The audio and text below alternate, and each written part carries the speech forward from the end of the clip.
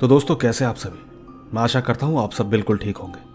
दोस्तों, हाजिर हूँ आपके लिए कुछ डरावनी कहानियाँ लेकर। उम्मीद है आपको ये सारी कहानियाँ ज़रूर पसंद आएगी। साथ ही अगर आप ये चाहते हैं कि मैं आपकी कहानियों को अपनी आवाज़ दूँ, तो कहानियाँ सुनने के बाद आप मुझे इंस्टाग्राम पर मैसेज कर सकते हैं। मेरी आईडी है महेश आर्या यूट्यूबर। कहानियों के बाद मैं आप सबको वहीं मिलूँगा। और हाँ, अगर आप मेरे इस चैनल पर पहली बार आए हैं और पहली बार ही मेरी आवाज़ सुन रहे हैं, तो कहानियाँ सुनने से पहले चैनल को सब्सक्राइब ज़रूर करें और बेल बटन ऑल पे कर दीजिएगा। बाकी जल्दी से अपने अपने हेडफोन लगाएं और शुरू हो जाए मेरे यानी महेश के साथ।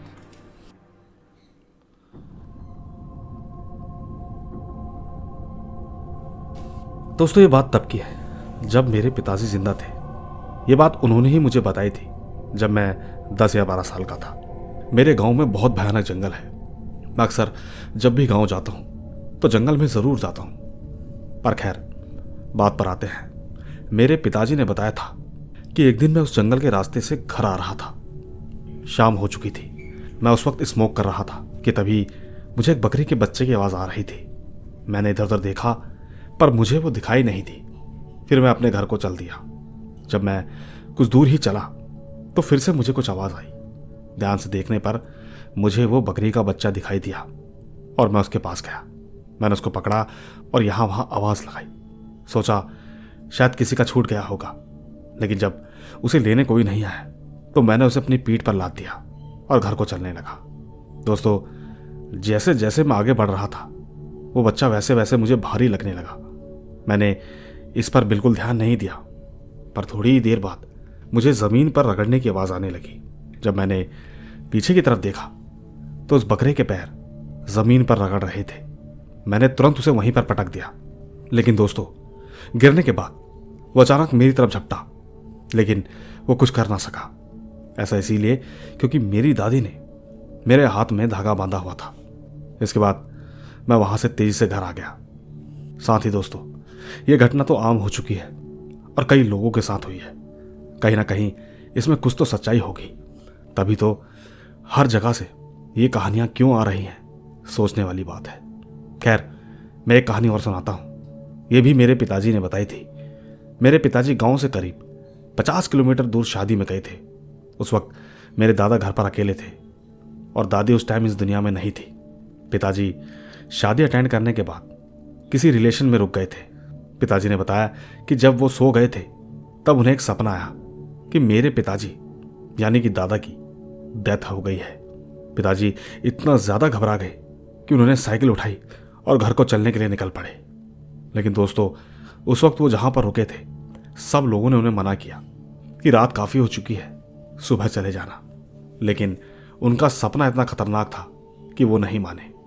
वो तुरंत ही वहाँ से घर को निकल गए। रास्ते में गांव के अंदर जाने से पहले एक ब्रिज पड़ता है। मेरे पिताजी उस ब्रिज तक पहुंचे, तभी उनकी नज़र पीपल के पेड़ के नीचे पड़ी। उन्होंने देखा कि एक साधु भेष में कोई तपस्या कर रहा है। उनको लगा कि कोई बहुत पहुंचा और सिद्ध साधु होगा। पिताजी ने साइकिल खड़ी करी और उसके पास चले गए, बस उनके पैर छूने के लिए। वो तुरंत नीचे को झुके और जैसे ही उनकी नज़र उसके चेहरे पर पड़ी तो पिताजी ने देखा कि उसकी आंखें एकदम लाल, मानो आंखों में खून जमा हुआ है। ये देखकर पिताजी तुरंत पीछे हुए और सामने बैठा साधु तुरंत खड़ा हुआ। वो जल्दी से पिताजी की तरफ बढ़ा और उसने गुर्राते हुए कहा कि आज तो तू बच गया, क्योंकि तूने मेरे पैर छुए, निकल जा यहां से। दोस्तों, ये सब देखने के बाद पिताजी वहीं पर बेहोश हो गए। उन्हें सुबह होश आया और जब वो अपने घर पहुंचे तो देखा कि दादा बिल्कुल ठीक है। उन्होंने ये सारी बातें दादा को बताई और दादाजी ने कहा कि रात को कभी भी ऐसे मत आना। और हाँ, वो ब्रह्म राक्षस था, तूने उनके पैर छुए, इसीलिए सब कुछ ठीक है। पर दोस्तों, मैं आप सभी से कहना चाहता हूँ कि जल्दबाजी में किए गए काम हमेशा गलत होते हैं, तो ज़रा सोच समझ कर फैसला लेना चाहिए और ऐसे अकेले तो बिल्कुल नहीं जाना चाहिए। बाकी मैं आपको एक कहानी और सुनाए चलता हूँ, जो कि मेरी बड़ी मौसी के यहाँ पर हुई है। ये एक सच्ची कहानी है। आज से लगभग 15 या 20 साल पहले की बात है। मेरे मौसा जी 2 भाई थे, जिसमें मेरे मौसा बड़े भाई थे। बड़े मौसा के बहुत सारे आम के बाग और होटल थे, जो कि आज भी हैं। मेरे मौसा खेती करते थे और उनके छोटे भाई बागों की रखवाली करते थे। वो ठीक रोज़ आम के बाग जाया करते थे। ऐसे ही वो एक दोपहर बाग में गए हुए थे तो ठीक उनके बाग के पास एक औरत जो कि बहुत सुंदर थी, वो उनका अक्सर इंतज़ार किया करती थी। ये बात मेरे मौसा जी को पता नहीं थी। खैर, ऐसे ही कुछ दिन चलता रहा। फिर कहीं जाकर एक दिन उस औरत ने उनको आवाज़ दी, जिससे कि मेरे मौसा के छोटे भाई उनके पास गए और बातचीत करने लगे। ऐसा रोज़ होने लगा। उन दिनों वो बहुत खुश रहने लगे थे। फिर एक दिन मेरे मौसा अचानक बाग पहुंच गए। इस बात की खबर उनके छोटे भाई को नहीं थी। उन्होंने उनको एक औरत के साथ देखा। उस वक्त उन्होंने उसे कुछ भी नहीं कहा, लेकिन जब घर आकर पूछा गया कि वो कौन थी तो उन्होंने बताया कि वो मुझसे रोज़ मिलती है और मैं उससे अब शादी करना चाहता हूँ। मौसा ने ठीक है कहा और उस औरत को घर बुलाया गया। और ठीक जब वो घर आई तो मेरी मौसी समझ गई कि कोई औरत तो नहीं है बल्कि एक डायन है। उसने कहा कि मेरा कोई नहीं है इस दुनिया में। मौसा ने उसे अलग कमरे में रहने की इजाज़त दी, पर मेरी मौसी को पता था कि वो कौन है। उसे अक्सर घर के बाहर का कोई भी काम दिया जाए तो वो पल भर में ख़त्म कर दिया करती थी। इससे सब लोग हैरान थे कि आखिरकार ये क्या हो रहा है। इसी तरह एक दिन वो कमरे में सो रही थी। मेरी मौसी ने उसकी चोटी के कुछ बाल काट लिए और बालों के काटते ही वो कुछ गुनगुनाकर बोलने लगी, लेकिन वो कुछ कर ना सकी क्योंकि उसकी चोटी मेरी मौसी के पास थी। पर उसने मेरी मौसी से कहा कि अगर इस बात को अपने देवर को बताया तो वो मर जाएगा। दोस्तों, मौसी ने किसी से कुछ भी नहीं कहा, लेकिन एक रात मेरे मौसा के छोटे भाई ने उस औरत को डायन के रूप में देख लिया और वो इतने डर गए कि किसी से कुछ ना कह सके। वो एकदम शांत हो गए। खाना पीना, बाहर जाना, सब कुछ छोड़ दिया। उनसे सबने पूछने की कोशिश की कि क्या हुआ, लेकिन वो नहीं बता पाए। काफ़ी दिन बीतने के बाद उन्होंने बताया कि जिसको मैं घर लाया था और जिससे मैं शादी करना चाहता था वो एक डायन है। और तो और दोस्तों, जैसे ही उन्होंने ये राज सबको बताने की कोशिश की तो अचानक उनके मुंह से खून की उल्टी होने लगी। शरीर एकदम कपकपाने लगा। देखते ही देखते कुछ ही मिनटों बाद उनकी मौत हो गई। उस दिन के बाद से वो औरत भी कहीं गायब हो गई। लेकिन दोस्तों, सबसे हैरानी वाली बात तो यह है कि जब उस औरत के बारे में हमने सबको बताया तो सबने कहा कि कौन सी औरत, हमने तो आपके घर में किसी औरत को नहीं देखा। बस इतनी सी ही थी ये कहानी। धन्यवाद। तो दोस्तों, देखा आपने कैसी लगी ये कहानियां। आइए दूसरी कहानी सुनते हैं। दोस्तों, मेरा नाम सातिका है। महेश सर ने मेरी स्टोरी डाली जो कि मुझे बहुत पसंद आई। सो आज मैंने सोचा कि आप सभी को अपनी लाइफ की स्टोरी बताऊं। लेकिन मेरी स्टोरी का एंड नहीं हुआ है। मैं आज भी उस चीज़ को झेल रही हूं। और तो और अब तो मुझे ऐसा लगता है कि शायद मेरी मुश्किल का कोई एंड नहीं होगा। मैं इन सब चीज़ों को झेलते झेलते परेशान हो गई हूँ।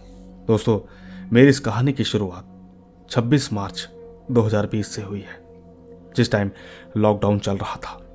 मैंने अपनी दादी को खोया था, लेकिन मुझे ये बिल्कुल भी नहीं पता था कि उस दिन के बाद मेरी पूरी जिंदगी बदल जाएगी।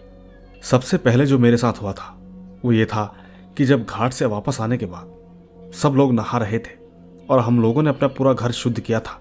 उस वक्त मैं और मेरी बहन अपनी बड़ी मम्मी के कमरे में लेटे हुए थे कि तभी मेरी मम्मी ने मेरी बहन को बुलाया। उसका नाम लिया खुशी। कि तभी बेड के नीचे से आवाज़ आई, खुशी खुशी खुशी, तकरीबन 3 बार। तब हमने इस चीज़ को इग्नोर किया, लगा शायद कोई और ही होगा। लेकिन दोस्तों, उस दिन के बाद से मुझे काला साया अपने घर में दिखने लगा। उसके बाल एकदम बिखरे हुए थे। मैंने अपनी माँ को भी बताया, पर उन्हें लगा कि शायद दादी के जाने के बाद मुझे बहुत बुरा लगा होगा, तभी ये सब सोच रही है। उस वक्त उन्होंने मेरी कोई भी बात सच नहीं मानी। लेकिन इसके बाद जब दादी की 13वीं हुई तो उस दिन उनकी आवाज़ से मुझे किसी ने बुलाया, वो भी बार बार। लेकिन तब भी मेरी बात किसी ने नहीं मानी। पर दोस्तों, उस दिन से पता नहीं क्या हुआ, जो भी मेरी दादी की फ़ोटो को हाथ लगाता है उसकी अचानक तबीयत खराब हो जाती है। माँ ने उनको सब्जी का भोग लगाया, माँ की तबीयत खराब हो गई। उनको अचानक से टाइफाइड हो गया। फिर माँ ने बताया कि एक दिन रात को हम सब के सब सो रहे थे। उस वक्त मेरा नाम कोई बाहर से बार बार ले रहा था। जब माँ ने कहा कि कौन है तो आवाज़ बंद हो गई। फिर एक दिन मैंने सपने में ये देखा कि माँ के चेहरे से खून आ रहा है, जैसे किसी ने उनका चेहरा ब्लेड से काट दिया हो। तब मैंने सपने में देखा कि कोई आदमी कह रहा था कि तुम्हारी माँ के ऊपर किसी ने भयंकर काला जादू किया है। और हाँ, एक बात मैं बताना भूल गई कि जिस जमीन पर हमारा घर बना हुआ है उस जमीन के नीचे किसी की लाश गड़ी हुई है, क्योंकि पहले के समय में किसी का मर्डर करके उसको यहाँ गाड़ दिया जाता था। शायद उसकी आत्मा किसी को यहाँ रहने नहीं देती, क्योंकि जब से हम यहाँ आए हैं तब से हमारे घर में कोई भी बरकत नहीं आई। लेकिन जब मेरी माँ को इस बात का एहसास हुआ तो वो मुझे लेकर एक अंकल के पास ले गई जो कि झाड़ फूक करते थे। उन्होंने मेरी सारी दिक्कतें बताई, साथ ही ये भी बता दिया कि मुझे अस्थमा है और ठीक तुम्हारे घर में 4 आत्माएं हैं, जिसमें एक तुम्हारी दीदी भी है। अंकल ने कहा कि हम एक हवन करेंगे, उसके बाद गंगा जल पूरे घर में छिड़कना होगा। दोस्तों, हमें उन लोगों को कुछ पैसे देने थे, लेकिन जिस दिन उन्हें पैसे देने थे उस दिन हमें ऐसा लग रहा था कि जैसे हमें कोई बाहर जाने से रोक रहा हो। सच कहूँ तो उस समय अचानक से मौसम बिगड़ गया, बादल एकदम काले हो गए थे। ऐसा लग रहा था मानो कि हम लोग उन तक पहुंच ही नहीं पाएंगे, लेकिन हम लोग कैसे भी करके उन तक पहुंचे और उन्हें पैसे दिए। दोस्तों, पैसे देने के बाद उन्होंने बताया कि हम ये हवन कर तो देंगे, लेकिन उसमें तुम्हारी माँ की जान भी जा सकती है। इतना सुनने के बाद माँ ने फिर भी हवन करवाया, जिसके कुछ दिन तक सब कुछ ठीक रहा। बस कुछ दिन बीतने के बाद फिर से सब कुछ वैसे ही हो गया। एक दिन हम पूरे घर में अकेले थे और फ़ोन चला रहे थे। तब हमने किसी के चेहरे को देखा अंदर कमरे में झांकते हुए। हमने उस वक्त उसे साफ साफ देखा था, लेकिन हम जब कमरे के बाहर गए तो वहाँ कोई नहीं था। ये सब ऐसा ही चलता रहा। बीच बीच में हम लोग मेरी बुआ के घर गए। वहाँ मेरा भाई खेल रहा था। उसने मेरी दादी को सीढ़ियों पर बैठे हुए देखा। वो रोते हुए हमारे पास आया और बेहोश हो गया, जैसे पता नहीं क्या हो गया था उस दिन। फिर जब अंकल ने उस पर गंगा जल छिड़का तब जाके उसे होश आया। इसके बाद महीने बीतते गए और दिवाली का दिन आया। उस दिन भी ऐसा ही कुछ हुआ। हम लोग घर में पूजा करके एक रिश्तेदार के घर गए हुए थे। तब मेरी माँ, भाई और बड़ी माँ के घर वाले थे घर में। तब भी पता नहीं अचानक से बड़ी मम्मी को क्या हुआ, उनके हाथ से जलता हुआ दिया गिर गया। दोस्तों, यहाँ तक तो ठीक था, लेकिन अचानक उनका शरीर अकड़ गया और वो बेहोश हो गई। जब पिताजी और हम लोगों को ये बात पता चली तब हम लोग तुरंत वहाँ से भागे। और तो और जब हम रास्ते में थे तब हमें किसी की हंसी की आवाज़ आई, लेकिन पूरी कार में वो आवाज़ किसी और को नहीं आई, सिर्फ मुझे आई। खैर, जब हम घर पहुँचे तो बड़ी माँ की हालत एकदम मरी हुई थी, एकदम लाश की तरह। पर जब उन्हें होश आया तो उन्हें कुछ भी याद नहीं था। दोस्तों, यहाँ तक की कहानी यही थी। पर एक दिन ऐसा आया जो मैं कभी सोच भी नहीं सकती। मैं उस वक्त अपने घर में अकेली थी। तब मुझे एक काला साया दिखाई दिया जो कि सीढ़ियों से चलता हुआ ऊपर आ रहा था। उस दिन मैं जिस कमरे में बैठी थी उस कमरे का दरवाज़ा एकदम से बंद हो गया। मैंने उस वक्त खोलने की बहुत कोशिश की पर नहीं खुला। उस वक्त मुझे अचानक आवाज़ आई कि कहाँ जा रही हो, रुको, मैं तुमसे मिलने आया हूँ। वैसे तो रोज़ मैं तुम्हें देखता हूँ, पर आज असल में मैं सही मायने में तुम्हारे पास आया हूँ। दोस्तों, जब मैंने पीछे मुड़कर देखा तो वो काला साया मुझे अपने पास बुला रहा था। वो मुझसे कह रहा था कि तुम मेरे पास आओ, मेरी दुनिया में चलो, क्योंकि मुझे तुमसे प्यार हो गया है। पर दोस्तों, उस समय मेरी माँ जब घर पर आई तो उन्होंने मेरी आवाज़ सुनी और तुरंत दरवाज़ा खोला, पर तब तक वो साया वहाँ से गायब हो चुका था। दोस्तों, उस दिन के बाद से जब मैं रोज़ सुबह उठती तो मेरे शरीर में चोट के निशान पड़े रहते थे। लेकिन हैरानी की बात तो यह है कि मैं जब भी किसी को दिखाने की कोशिश करती तो वो गायब हो जाते हैं। सच कहूँ तो मैं इन सब चीज़ों को झेलते हुए बहुत थक गई हूँ। ऐसा लगता है कि कभी ना कभी वो साया मुझे ले ही जाएगा। अभी फ़िलहाल माँ ने मुझे दूसरे बाबा को दिखाया है। उन्होंने बताया है कि वो एक शमशानी आत्मा है जो तुमसे प्यार करने लगा है। वो रोज़ तुम्हें देखता है और हर समय तुम्हारे साथ रहता है। उन्होंने मुझे एक अंगूठी और धागा बांधा है जिसको मैंने आज तक पहना हुआ है। उन्होंने बताया कि अगर ये धागा और अंगूठी उतर गई तो तुम जिंदा नहीं बचोगी। सच कहूँ तो अब तो ऐसा लगने लगा है कि शायद मेरी ये परेशानी कभी खत्म नहीं होगी।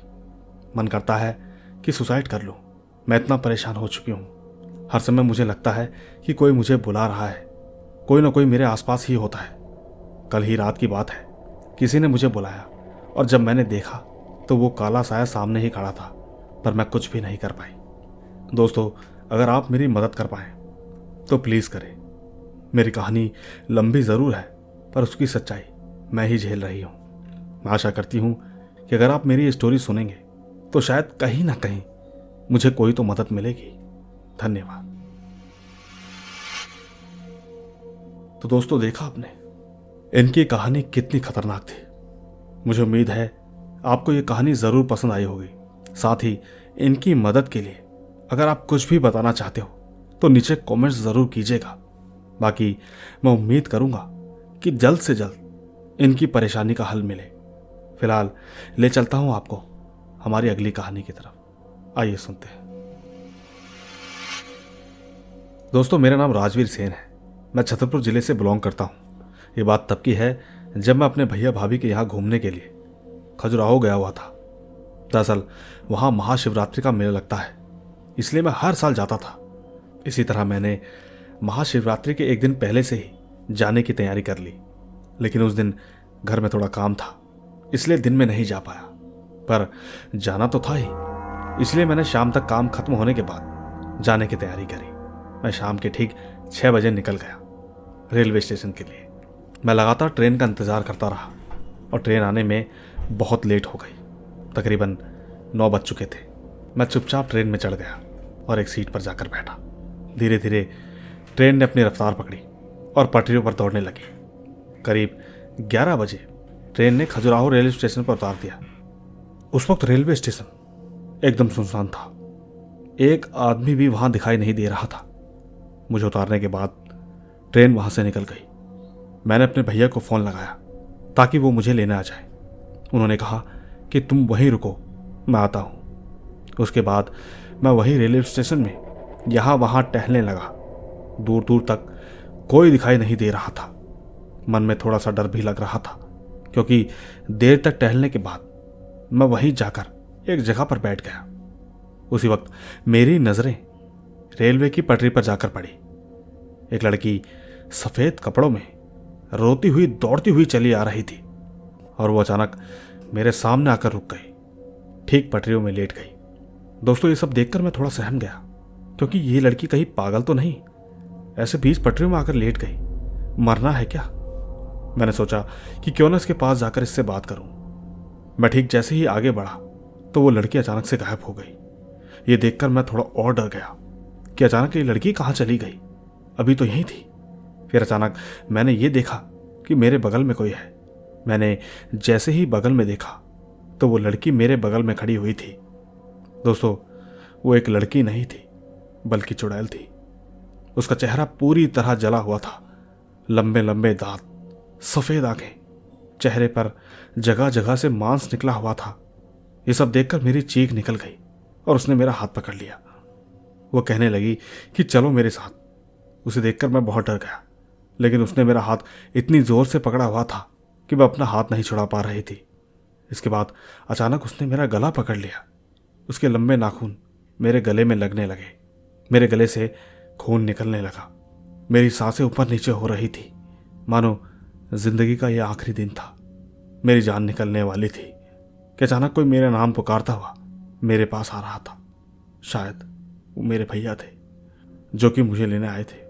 इतने में ही वो चुड़ैल अचानक से गायब हो गई और मैं वहीं गिर गया। मैं बेहोश हो चुका था। जब मेरी आंखें खुली तो मैं अपने भैया के घर पर था। भैया ने बताया कि वो चुड़ैल अक्सर वहां आने जाने वाले लोगों को बहुत परेशान करती है। मैंने उनसे पूछा कि वो ऐसा क्यों करती है, तो उन्होंने बताया कि आज से 6 महीने पहले किसी ने चलती हुई ट्रेन से उसे धक्का दे दिया था, जिसके कारण उसकी वहीं मौत हो गई। अब उसकी आत्मा वही रेलवे स्टेशन पर भटकती रहती है, इसीलिए कोई भी रात को वहाँ ज़्यादा देर नहीं रुकता। हालांकि दिन में तो कोई खतरा नहीं है, पर रात को बहुत खतरा है, इसीलिए अब से तुम कभी भी आओ तो दिन में ही आना।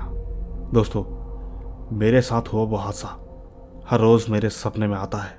कुछ दिन तक मेरी तबीयत ठीक नहीं रही, फिर भी बाद में ईश्वर की कृपा से मैं ठीक हो गया। धन्यवाद। तो दोस्तों, कैसी लगी आपको राजवीर सेन की कहानी? मुझे उम्मीद है आपको ये कहानी भी अच्छी लगी होगी। आइए ले चलता हूं आपको हमारी अगली कहानी की तरफ। आइए सुनते हैं। दोस्तों, आज के दौर में लोग ऐसी बातों को बहुत कम मानते हैं। ये भूत, ये काला जादू जैसी चीजें होती हैं। पर आज मैं आपको मेरे एक रिलेटिव के साथ बीती एक सच्ची घटना बताऊंगा। ऐसी घटना कि जो कि इस दुनिया में किसी को देखनी ना पड़े। खैर, मेरे रिलेटिव का एक लड़का है, उसका नाम मनीष है। तो बात शुरू होती है 2005 से। मनीष बहुत ही अच्छा लड़का है। उसने 2006 में 10th SSC का एग्ज़ाम क्लियर किया। इसके बाद उसने आगे की पढ़ाई स्टार्ट की। लेकिन जैसे ही उसने पढ़ाई आगे स्टार्ट की तो उसके बाद उसको थोड़ी थोड़ी दिक्कत होने लगी, जैसे कि बीमार रहना, बेचैनी, किसी से ज़्यादा मिलना जुलना नहीं। वो एक तरह से अपनी खामोशी वाली लाइफ में चला गया। लेकिन ऐसे ही थोड़ा वक्त निकला और वो किसी तरह कॉलेज तक पहुंचा। अब उसको इस दिक्कत से 2 साल हो चुके थे, पर अभी भी वो कुछ ठीक नहीं था। लेकिन उसके बाद जैसे जैसे 2-3 साल निकले, उसकी हालत और भी ख़राब हो गई। सच कहूँ तो जब उसने कॉलेज ख़त्म किया तो उसकी हालत इतनी ख़राब हो गई कि उसने आगे की पढ़ाई छोड़ दी। वो काम या जॉब भी नहीं कर पा रहा था। वो इतना बीमार हो गया कि अब तो घर पर ही रहने लगा था। सारी सारी रात वो घर से बाहर ही घूमता रहता। उसको रातों को नींद नहीं आती और तो और वो कई सारी बीमारी से परेशान होने लगा। अब तक तो उसकी फैमिली में भी सबको पता चल चुका था कि इसका ऊपरी चक्कर हो गया है या फिर कुछ और। उसके परिवार वालों ने बाबा फकीर सबसे मिलना शुरू कर दिया, पर हालात वही के वही, बल्कि उल्टा जैसे जैसे दिन निकल रहे थे वैसे वैसे वो और कमज़ोर होता जा रहा था। वैसे उन लोगों ने बहुत कोशिश की, पर रिजल्ट कुछ नहीं आया। धीरे धीरे 2022 आ गया। मनीष अब टोटल अपनी पूरी बॉडी लूज कर चुका था। अब वो इतना बीमार था कि चल भी नहीं पा रहा था। खाना पीना सब कुछ एकदम बंद हो चुका था। नौबत इतनी आ गई कि उसे हॉस्पिटल में भर्ती रखना पड़ा। पर पूरी फैमिली ने अलग अलग बाबा से बातचीत चालू रखी।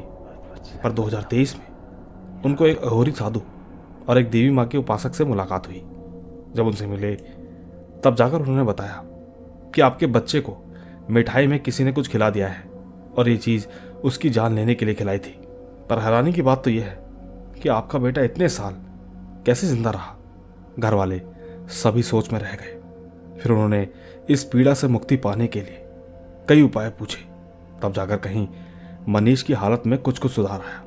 लेकिन दोस्तों, आज भी वो इस पीड़ा से पूरी तरह बाहर नहीं आ पाया। आज भी उसका इलाज चल रहा है। साधु महाराज ने ये कहा है कि वक्त लगेगा इसको ठीक होने में, क्योंकि ये बहुत पुराने समय से चलते आ रहा है। लेकिन दोस्तों, शुक्र है देवी माँ का, अब वो काफी ठीक हो चुका है। धन्यवाद। आइए दोस्तों, 5वीं कहानी सुनते हैं। दोस्तों, मेरा नाम रोशन है और मैं देवों की नगरी उत्तराखंड में एक छोटी सी जगह बगवाली पोखर का रहने वाला हूं। मैं महेश सर की कहानी रोज सुनता हूं। मैं आपको अपने साथ बीती एक घटना बताना चाहता हूं। आज से कुछ 1 साल पहले मेरे दोस्त की दीदी की शादी थी। तो उसने मुझे और मेरे कुछ दोस्तों को बुलाया था। हम सब शादी के 1 दिन पहले वहां पर गए, क्योंकि थोड़ा बहुत काम भी था। हम शादी के 1 दिन पहले गए थे। वहां जाकर हम थोड़ा काम करके ऐसे ही रात को बैठे हुए थे कि पता चला कि उनकी गाय नहीं आई थी। तो उनके घर वालों ने कहा कि जरा गाय का दूध ले आओ। हम में से 1-2 दोस्त गए दूध लेने के लिए, और रास्ते में जाते समय दोस्तों को बीड़ी पीने की आदत थी।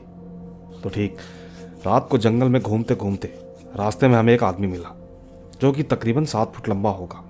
उस इंसान ने हमसे एक बीड़ी मांगी तो हमने दे दी। उसने हमसे पूछा कि तुम कहाँ जा रहे हो। हमने बताया कि गाय ढूंढने जा रहे हैं। तो उसने हमसे कहा, ऊपर वाले जंगल में एक गाय थी, मैंने देखी थी, मैं अभी वहीं से आ रहा हूँ। चलो कोई बात नहीं, मैं बता देता हूँ कि वो कहाँ है। दोस्तों, हम वहाँ पहुँचे तो हमें गाय मिल गई। साथ ही दोस्तों, मेरे दोस्तों को ड्रिंक करने की थोड़ी आदत भी थी, तो कुछ लोग वहीं बैठकर ड्रिंक करने लगे। उनमें से मेरे एक दोस्त का नाम था कमल। उसको कुछ ज़्यादा ही नशा हो गया था। न जाने उसे क्या हुआ, वो ऐसे ही गाली देने लग गया कि कोई भूत है तो मेरे सामने आए। कमल इन सब पर यकीन नहीं करता था। वो लगातार ऐसे ही बोल रहा था, लेकिन हम सब पकड़कर उसको घर ले आए।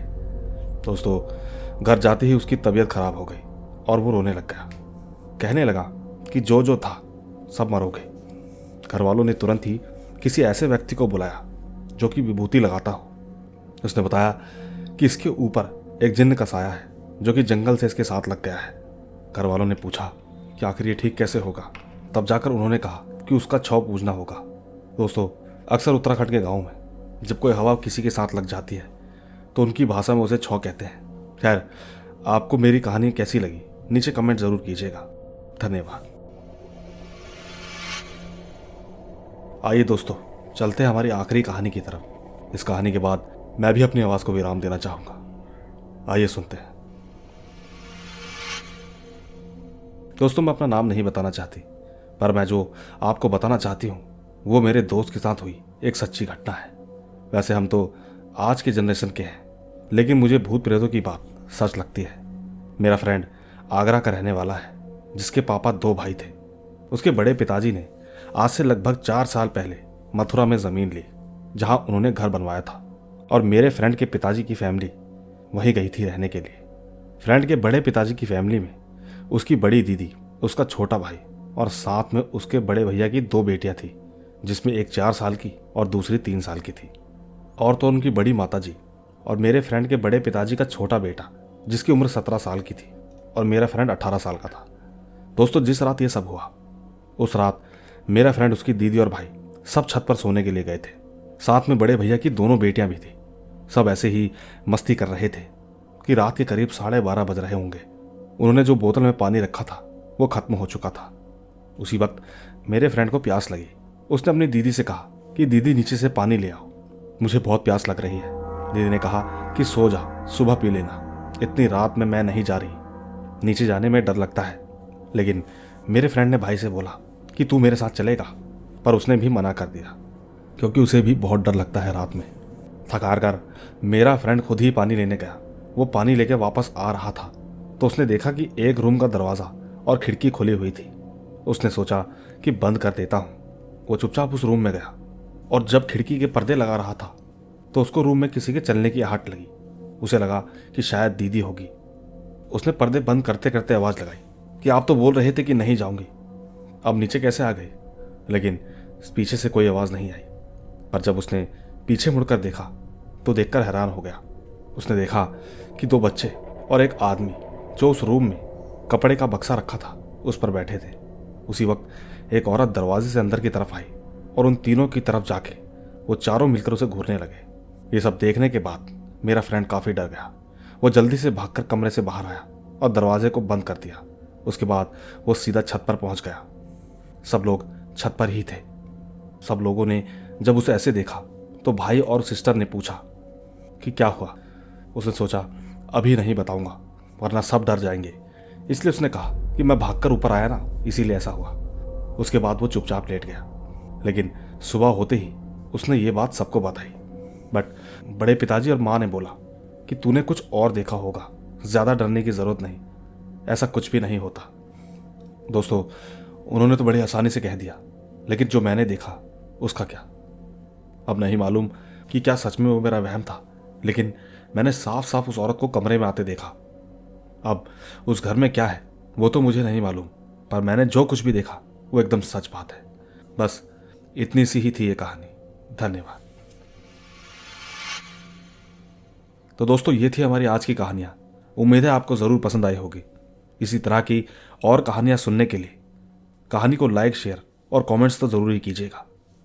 इसके बाद मैं आपको कमेंट्स में मिलूंगा। धन्यवाद।